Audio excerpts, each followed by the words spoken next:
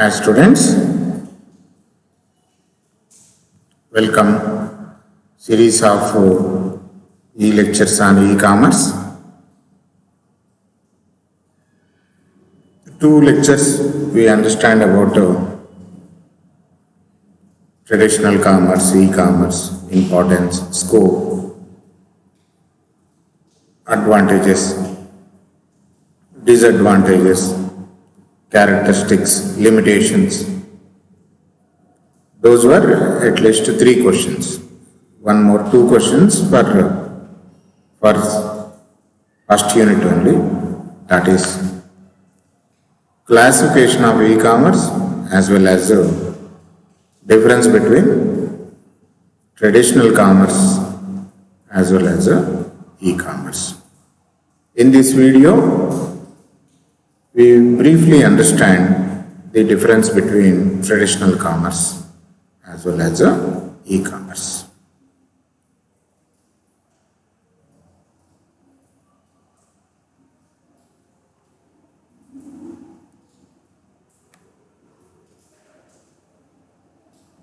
I am opening PPT for you. Repeat this video 3-4 times. You can remember easily and you can write the exam well. So, two lessons or 2 questions, contents are questions which we are going to learn. Number 1 is traditional commerce versus e-commerce. Second one is classification of e-commerce.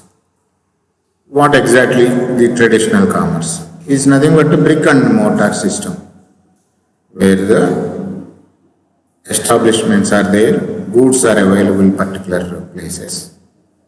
That was started early civilization, human civilization, which was started from the old ones, that is barter system, exchanging of goods one place to the other place, and they were used to conduct mandis, like presently weekend markets, how they are going.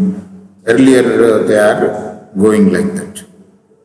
People will brought their goods to those mandis and they will exchange the goods to their subsequent goods which they need. Traditional commerce. That was changed medium of exchange came with the plastic money, gold and currency. That paper currency is now disappearing from transactions. Now the digital currency is coming into picture. This helps the traditional commerce as well as e-commerce.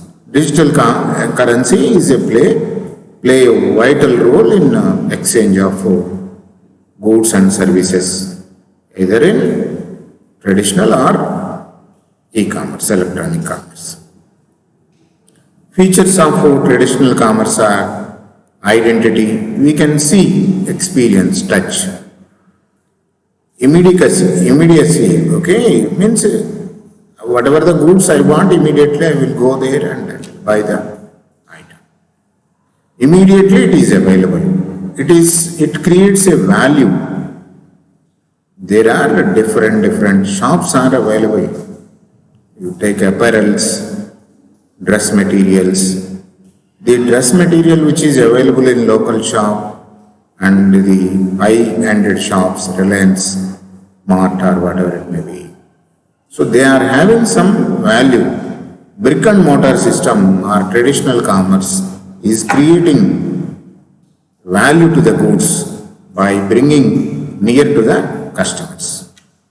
Value, dialogue, we can exchange, find, ask, whatever the queries which we want to know about that product, service is possible through this dialogue. Community, there are some community markets also coming up. Particular goods which are particularly available for particular community is also coming into picture. You will find some puja stores.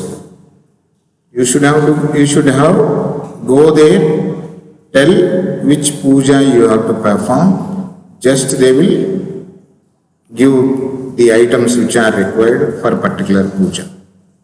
Community stores are coming up to meet the needs of the customers. And this traditional commerce help the people increase the human connectivity also. Malls, we are finding the malls.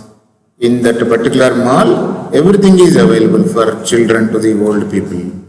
And the present malls are joined with entertainment also. And another one is privacy.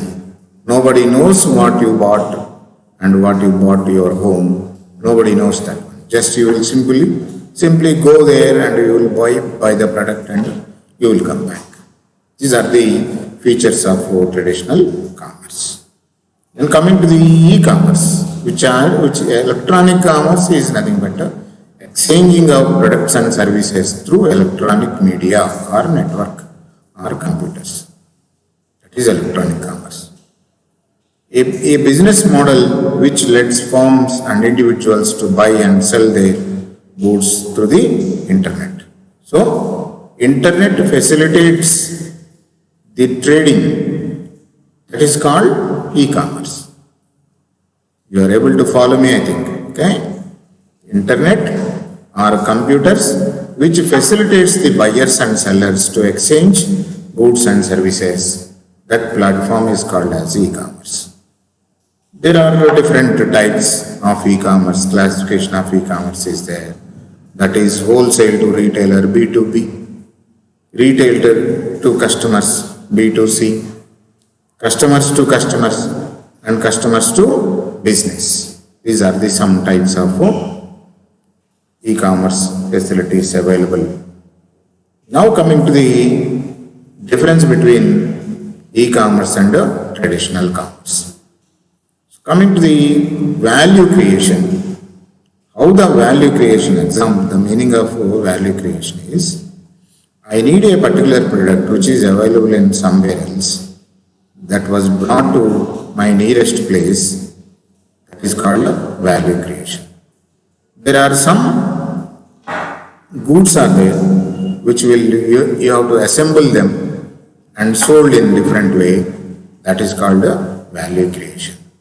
Okay, in the case of value creation, in case of e-commerce, information. So whatever the information which is related to particular product is disseminated to the person or disseminated to the public about the product. All we know that whenever we are going to buy a product, either mobile, we see a rating. Rating is 4.5, 5 stars are there. So according to the information, the rating was given to the product, automatically the product value is created or increased. And the traditional commerce is offering physical products or services. Strategy, sense and respond to simple rules. We feel in while browsing the website or in particular app, we feel that the product is available. That's why e-commerce portals are, what they are doing, they are keeping the videos and 3D pictures in that advertisement to feel about the product. And here physical products are available for evaluation or checking. And competitive edge. Competitive edge, e-commerce is high speed. High speed in the sense, once you are uploaded your new product, Z type, Samsung Z type product, Samsung Z type phone is newly introduced. Once it is uploaded or released, news is released, that will spread throughout the world, very speed. But in case of traditional commerce markets, whatever the goods you brought to your shop, when the customer is attended to your shop, then only he will find the product and he feel the quality and he will know about the cost. But this is not happened in case of e-commerce. Very speedily or it is very fast it will reach to the global customers.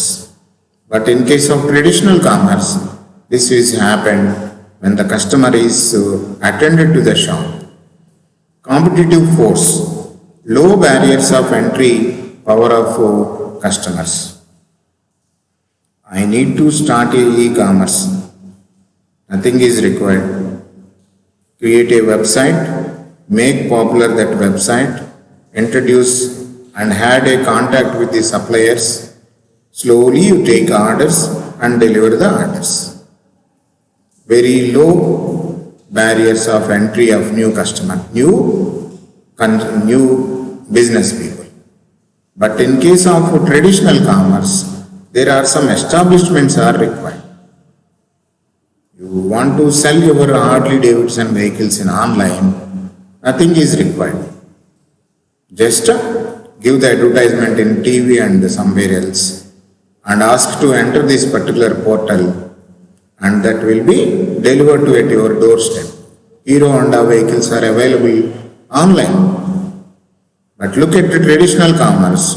To start a Hero Honda showroom, it is required, big space is required, rent I have to pay more rent and I need some workers and everything. Compared to the e-commerce and traditional commerce is little bit costly and also it is not so easy like e-commerce. That's why more competitive force in e-commerce compared to the traditional commerce. Resource focus. Most probably we are concentrating on the demand. When the demand arises, we are supplying. In e-commerce type of business, when the demand arises, we are supplying. But in case of traditional commerce, first we supply the goods to the markets, we wait for demand. We wait for demand. Okay? So once there is an order for laptop, Dell laptop, immediately we will honor that order and we will pack that one and send to the customer. It is demand side. But in traditional commerce, okay, traditional commerce, we supply the laptops to the particular electronics company. We keep them in display.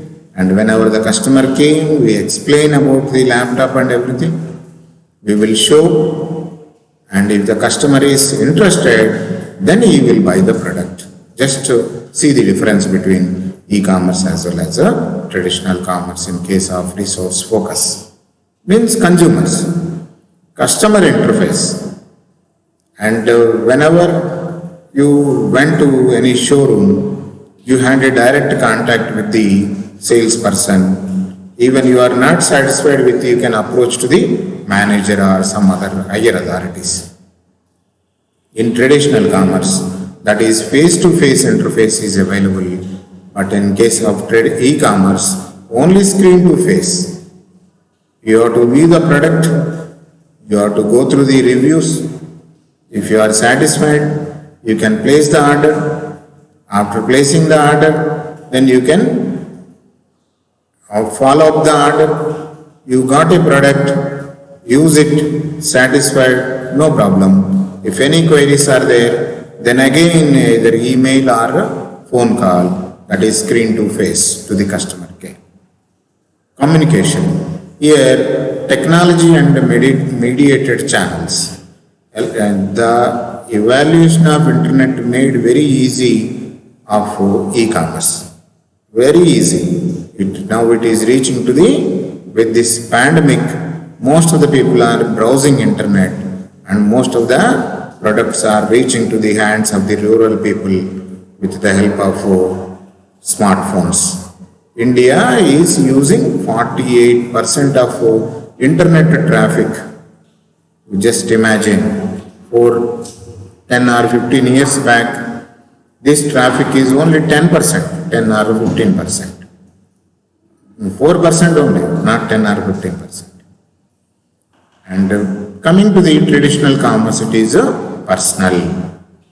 And accessibility 24/7, whenever, wherever, whichever platform you needed, you can either mobile, tab, laptop, whatever it may be. You can order the goods and get the goods, and you can order the service and you can feel the service or you can avail the service. But traditional commerce is limited to the time periods which are available and customer central interaction. And here e-commerce, it is self-service. If I face a problem, I can contact the customer care. Even customer care contacted me about the product features and everything, I can respond. Self-service. But seller influenced. Here the problem, here traditional commerce, everything is explained by the seller. We had personal experience when we entered into the supermarkets or showrooms. When till we buy a product, a person will accompany with us explaining everything. He tried to influence us to buy the product. That is traditional commerce. Okay. Then coming to the consumer behavior, personalization, one-to-one market.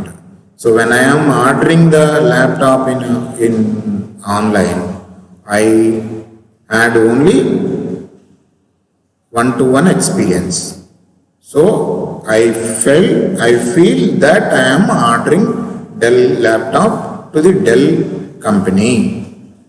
Recently, Apple started an online store in India. So this link is available. Then I feel that I am dealing with the Apple company. That is one-to-one.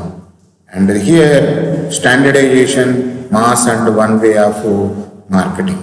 Traditional commerce, we look at exhibitions, mass trading, okay? And we look at shops, establishments, that is one way of marketing only. They keep the goods and they wait for customers. And promotion, it is only word of mouth. How it will be? I used one mobile phone, then I feel very happy with the features of that one. I will introduce to my friends or my colleagues or my relatives that X type of phone is very good. You can buy and you can also enjoy the features. But in case of traditional commerce, then there is a sort of advertisement is required, goods to be displayed and goods to be made available for testing and feel like that. Okay? Then coming to the product is everywhere goods are selling only, but there is no discretion in e-commerce. Any type of goods are selling presently in e-commerce mode. That is vegetables to Hero Honda bikes. And traditional commerce, perishable, feel, touch. Even such goods are available in traditional. Same type of goods are more than that are available in electronic mode. These are the differences between traditional and e-commerce. Okay. Then coming to the classification of e-commerce, we will see in next lecture. I will show you the e-commerce volumes, how much it were. These PPTs you will see later, okay? You see this one. 1 minute.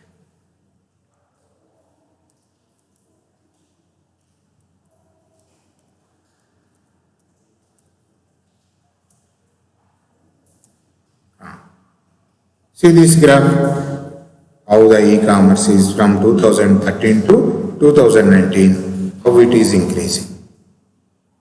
That is the advantage or that is the main features of e-commerce. Next video we will understand about the classification of e-commerce.